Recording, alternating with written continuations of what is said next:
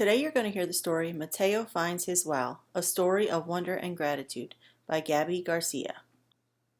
Why does it have to rain on Saturday? Asked Mateo. It's not fair. There's nothing to do, he grumbled to Papa. Mateo had already used up his screen time for the day. Can I have 30 more minutes, please?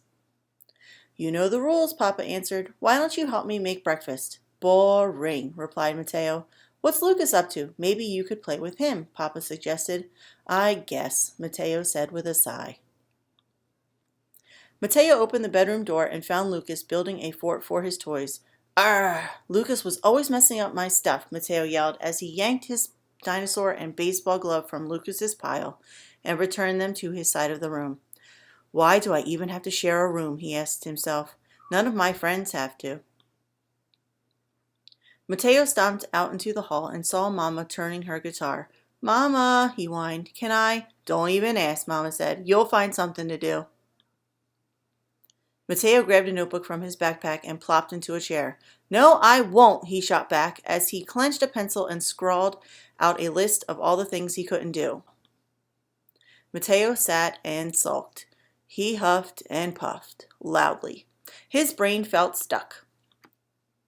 Mateo looked up from his list. The window in front of him had completely fogged up. He reached over to wipe it clean, but stopped himself when he felt the cold glass.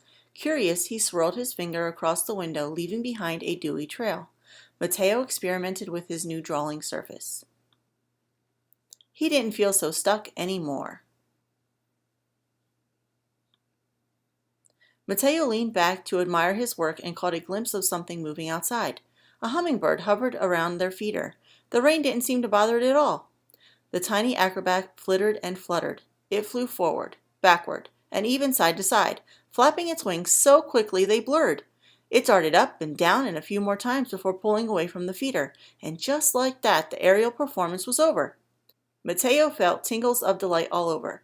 Wow, little bird, that was amazing. Thanks for the show. Mateo took a deep breath. The smell of chiles and garlic filled the air. He turned to see a pile of chilaquiles on a plate. His favorite. Wow, Papa, thanks for the stack of deliciousness. Mama's guitar played softly as she sang. Mateo recognized the lullaby she used to sing to him. He thought of bedtime stories and goodnight kisses. Wow, Mama, your voice feels like a warm sunshine on my body. Thanks for the tune. Mateo peeked into their bedroom and saw that his toys had been carefully lined up on his bed.